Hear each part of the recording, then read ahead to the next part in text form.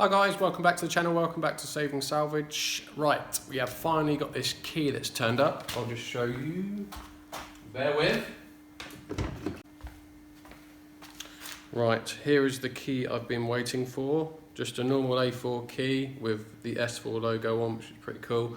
This is finally turned up. Reason it takes so long from Germany is because apparently I had to look into this myself. It's a two-stage coding process.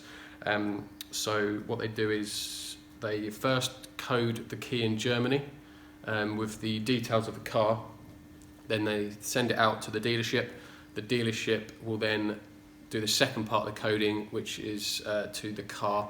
So what they do is they plug it into the car. Obviously you can't get the ignition, but the computer can still read the ECU. It just sends the data off to Germany. Germany then accept it, and then the coding is then complete through Audi. So now it's finally arrived. Hopefully today we're going to get the S4 loaded onto the transporter. I'm going to take it a short drive to my local centre and hopefully going to get it coded, and then we'll see if it will start.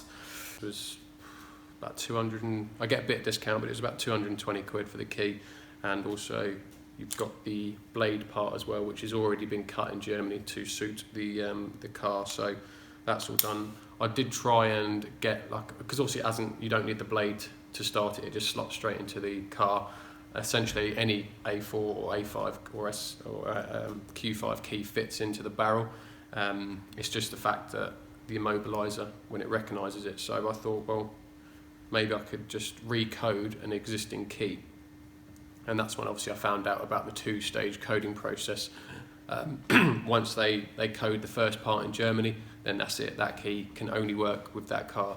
Don't get me wrong, there might be companies out there that might be able to recode it. I don't know, but as far as I'm concerned, it was just a bit too much ag. So decided just to order a new key. Looks better anyway from Germany, and just be done with it. So yeah, hopefully going to get it loaded up today. Get it over, and hopefully, fingers crossed, it will start. So that's it, enough talking, let's get it loaded up and over to the coding.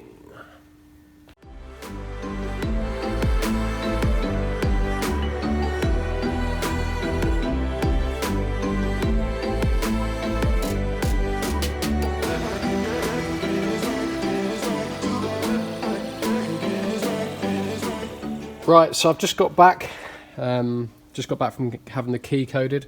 It's coded all fine. It's pretty cool how they do it actually. Software they use usually has to detect ignition to be able to carry out fault finding, etc. But obviously because the key hasn't been coded to the vehicle yet, the ignition won't turn on. So they do this pretty cool trick where they can see the car's connected but the ignition's turned off.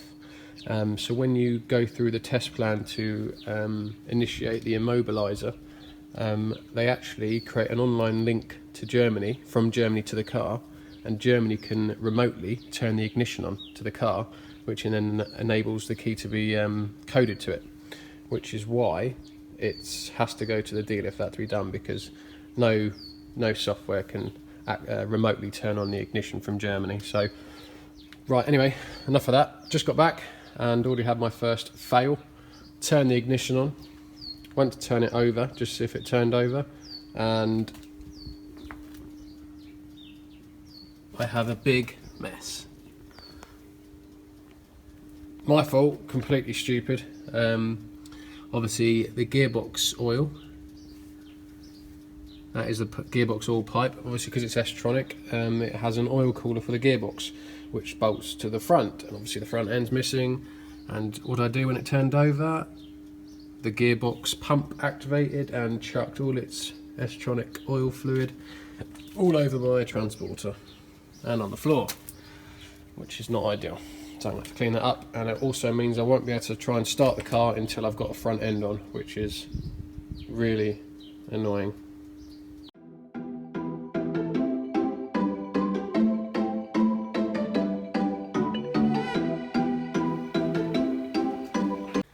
Right, we've got the S4 back up onto the ramp, and now we're going to have a look at underneath. I don't think I covered that in the last video. We're going to have a look around the car. I think I just covered most of the front end before. We'll have a look around the car, look at underneath, and any problems highlighted, and any future things I shall buy for the car. Obviously it didn't start yesterday. I think it was about to. So when I put the key, I didn't actually mean to turn it over. I put the key in the ignition and stupid, I had my foot on the brake. So once you do that, it actually goes to start straight away. And it went to start. It kind of got to that stage where it turned over for a few seconds and then went to start. And then my dad was actually shouting, "Quick, turn it off, there's fluid coming all out the front." So I ended up turning it off really quickly. So I think it was going to start, not 100% sure, but 90% sure it was going to start. So on that basis, I'm going to buy some parts for it. So I need, obviously, the crank pulley, a couple of £100. Can't really find one second hand and they're quite expensive. Still haven't worked out why it's been removed, or why that scoring mark's there, or why the pulley's broken. What one was it? Yeah, why it's broken there. Still haven't worked that out. I'm going to ignore it, as you do. That BMW fog light can go in the bin.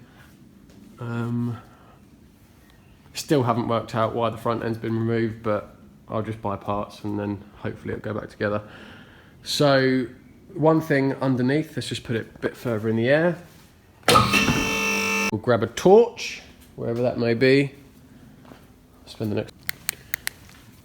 Right, so first thing that's obvious, massive split in the tyre sidewall. So obviously hit something. And this becomes more evident as you go over to this side and you see this. Yeah, so the steering arm has completely snapped off the wheel bearing housing. I have ordered a new one of those, again, a couple of £100. Should be here hopefully before the end of the week. So my guess is they've hit a curb or something, or a BMW possibly this side, and obviously the impact has travelled through the steering rack, got to this side and just snapped it off. I'm not 100% sure, but that seems to be the cause. Obviously there's a little bit of damage here, you can see at the bottom of the suspension arm. Looks like it's just grounded out, but that's fairly standard on most cars. Anyway, they've always got scrapes underneath. Obviously the disc guard is obviously broken, so I need replacing. Other than that though, the underneath is pretty standard, as you'd expect most cars of this age to be. No major oil leaks.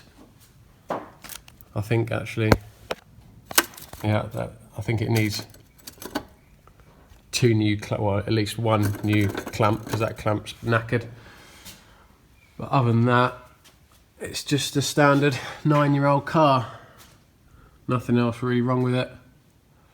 Again, there's a bit of damage at the bottom here, but that's just grounding damage. You just see it on all cars. But the one thing I don't like is the alloys. They are all very badly damaged and horrible looking alloys for an S4. So I am in the process of sort of converting this into a black edition. I want to get the rotors. Okay, this is the actual only wheel that's in half decent condition. But I want to get the black edition 5-spoke rotor alloys. So I'm in the process of trying to find one of them at the minute. And obviously I need at least one tyre. So instead of buying one tyre and then another £250 on a wheel refurb, I'm just going to spend an extra couple of £100 and get a decent set of 19-inch alloys instead. Because no doubt that alloy probably going to be bent, or one of these is going to be bent anyway. But that's it pretty much underneath, so it's just really that part there that's really badly damaged. Everything else looks alright. So we'll bring it down and we'll have a look at the bodywork and the midriff. Right, so we come to the bodywork of the car. The most obvious thing to start with is the offside front wing. This will obviously need replacing. As you can see, it's all bent, twisted. I think the inner wing bracket here is also bent as well, so if that's cheap enough, I'll get a new one of those as well. Good thing is it's the same colour code as the RS3, so hopefully I've got enough leftover paint and I can just buy and paint a new wings. Got the bonnet here is slightly damaged. If I just bring it down, you can see here, look, it's damaged here. I'm not because the bonnet's actually in not bad condition, just needs a good clean and a polish.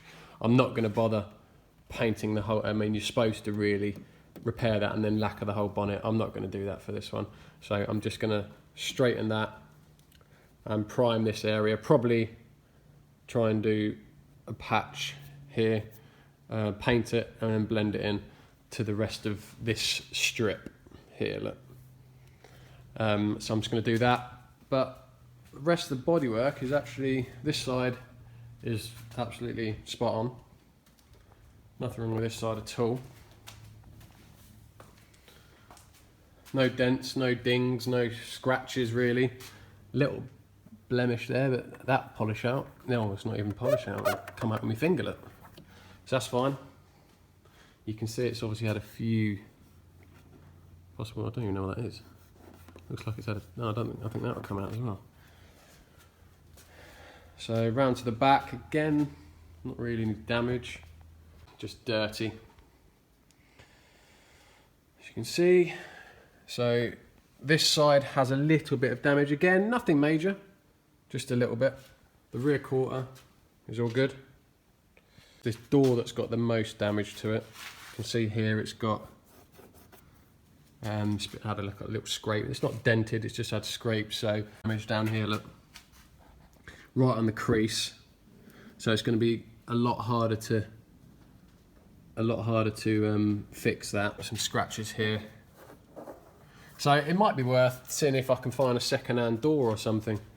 Don't know. It's not, I haven't looked into it yet, but it might be something I can look into.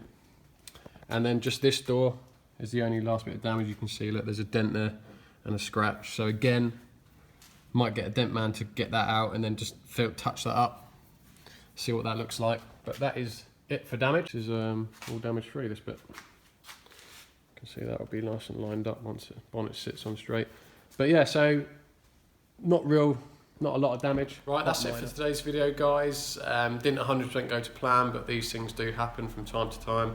So obviously the car's back on the ramp now, and we've had a look over it, and it's in pretty good condition, to be fair. So hopeful when I've bought some parts. I have bought, as I said earlier, I bought the rad pack, bought the suspension knuckle. They're the main things I've bought at the moment, that hopefully just with those bits should get it operational, and I'll actually be able to drive it around a little bit. So they both should be here beginning of next week. And when those parts are here, I can get the front end on, hopefully start it up, run it up to temperature, just to check that it all works. And then we can, it's only really a few bits. Once those bits have arrived, there's only really a few bits left to get it fully operational. So yeah, hopefully it should be fairly straightforward from now on, and I will be planning a few mods to the car. I don't know what I've already said in the video, but there will be a few modifications, definitely the wheels, possibly the exhaust, and possibly / definitely a remap. I'm also going to release another video in the next few days. When the RS3 went to the body shop, I took the wing off and I took the bottom door strip off, and I left them behind because I wanted to have a go at painting. So a full review of my equipment that I bought for spray painting and my first attempt at spray painting. But as always, guys, thank you very much for watching. If you did like this video, please do like and subscribe. It helps a lot with the channel, and I will see you in a few days. Cheers, guys.